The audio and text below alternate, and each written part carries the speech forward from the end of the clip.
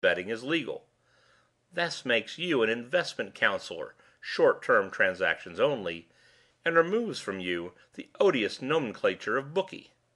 However, permit me to point out that the buying and selling of shares of horseflesh does not grant a license to manipulate the outcome." "You sound as though you're accusing me of contemplating a fix." "Oh, no, not that." "Then what?" "Wally, Flying Heels, Moonbeam, and Lady Grace were refused by the National Association of Dog Food Canners because of their substandard health. If I'm not mistaken, the Derby Association should have to run the race early that Saturday afternoon." "Early?" "Uh-huh, early.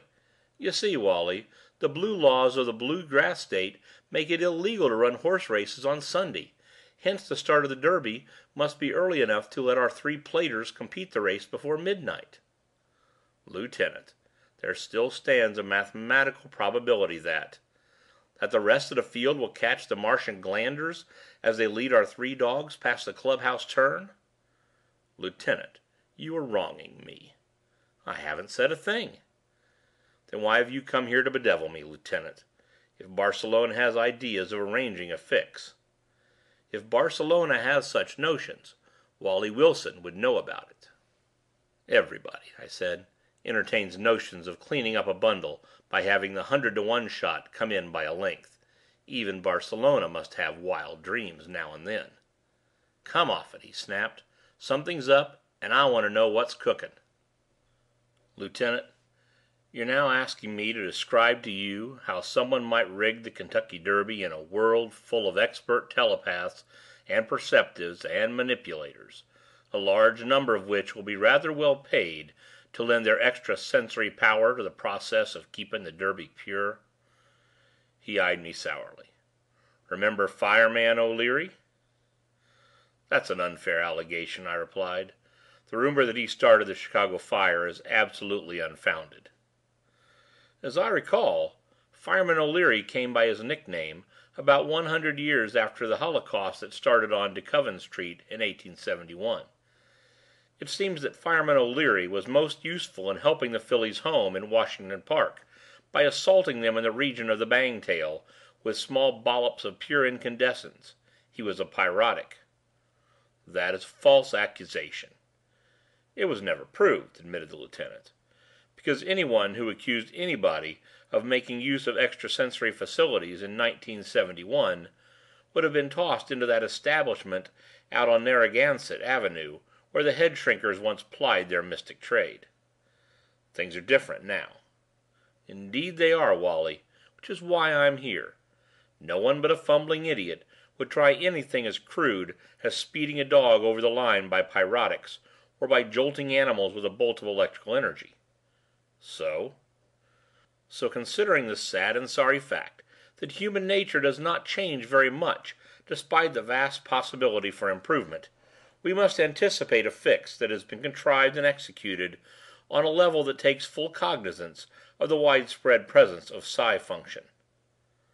"But again, why me?" "Was not Fireman O'Leary an ancestor of yours?" "He was my maternal grandparent." "And so you do indeed come from a long line of horse operators, don't you?" "I resent your invidious implications." "And wasn't Wireless Wilson the paternal ancestor from whom the family name has come?" "I fail to see—" "The allegation that my father's father employed telepathy to transmit track information faster than the wire services has never been proved." He smiled knowingly. "Wally," he said slowly, "if you feel that allegations have somehow impugned the pure name of your family, you could apply for a review of their several appearances in court. It's possible that Fireman O'Leary did not use his pyrotic talent to enhance the running speed of some tired old dogs. But so I think we understand one another, Wally. There is also reason to believe that psionic talent tends to run in families. You're a psi man, and a good one." "If I ever hear of anything—" "You'll let me know," he said flatly. "And if Flying Heels, Moonbeam, and or Lady Grace even so much as succeed in staying on their feet for the whole race, I'll be back demanding to know how you, Wally Wilson, managed to hold them up." After which the good Lieutenant Delancey left me to my thoughts, which were most uncomfortable. Barcelona had to be kept cheerful, but the dogs he'd picked could only come in first, unassisted, if they happened to be leading the field that started the next race, and even then the post time would have to be delayed to give them a longer head start. That meant that if our three platers came awake, everybody would be looking for the fix. Anybody who planned a caper would sure have to plan it well. Barcelona hadn't planned the fix. He merely stated a firm desire, and either Barcelona got what he wanted, or I got what I didn't want, and I had to do it real good, or Delancey would make it real hot for me. I was not only being forced to enter a life of crime, I was also being forced to perform cleverly. It wasn't fair for the law to gang up with the crooks against me. And so with a mind feeling sort of like the famous sparrow who'd gotten trapped for 3 hours in a badminton game at Forest Hills, I built a strong highball and poured it down while my Holocene set was warming up. I needed the highball as well as the relaxation, because I knew that the drama being presented was the 100th remake of Tarzan of the Apes, and for 90 solid minutes I would be swinging through trees without benefit of alcohol. Tarzan, you'll remember, did not learn to smoke and drink until the second book. The Holocene did relax me, and kept my mind from its worry, even though the drama was cast for kids, and therefore contained a maximum of tree swinging and ape gymnastics, and a near dearth of Lady Jane's pleasant company. What was irritating was the traces of wrong aroma. If one should not associate the African jungle with the aroma of a cheap bar, one should be forgiven for objecting to Lady Jane with a strong flavor of tobacco and cheap booze on her breath. And so I awoke with this irritating conflict in my senses to discover that I'd dropped out of my character as Tarzan and my surroundings of the jungle, but I'd somehow brought the stench of cheap liquor and moist cigarettes with me. There was an occupant in the chair next to mine. He needed a bath, and he needed a shave, but both would have been wasted if he couldn't change his clothing too. His name was Gimpy Gordon.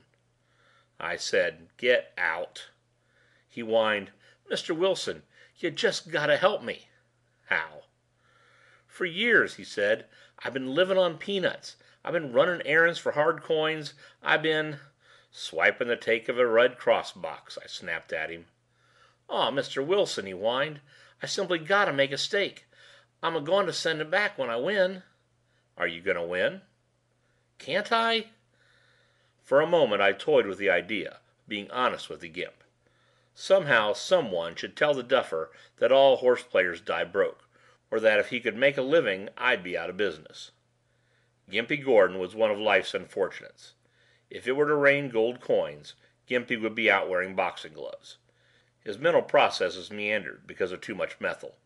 His unfortunate nickname did not come from the old-fashioned reason that he walked with a limp, but from the even more unfortunate reason that he thought with a limp. In his own unhealthy way he was—could we call it lucky by any standard of honesty? In this world full of highly developed psi talent, the Gimp could pick a pocket and get away with it because he often literally could not remember where and how he'd acquired the wallet for longer than half a minute. And it was a sort of general unwritten rule that any citizen so utterly befogged as to permit his wealth to be lifted via light fingers should lose it as a lesson. But then it did indeed occur to me that maybe I could make use of the Gimp. I said, "What can I do, Gimpy?" "Mr. Wilson," he pleaded, "is it true that you're working for Barcelona?" Now you know I can't answer that. I could read his mind struggling with this concept.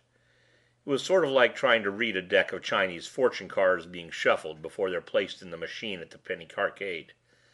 As the drunk once said after reading the telephone directory, not much plot, but egad, what a cast of characters. The gist of his mental maundering was a childlike desire to have everything sewed up tight. He wanted to win, to be told he'd win, and to have all the rules altered ad hoc to assure his winning. Just where he'd picked up the inside dope that Barcelona favored Flying Heels, Moonbeam, and Lady Grace in the Derby, I could not dig out of him. Just how Gimpy had made his association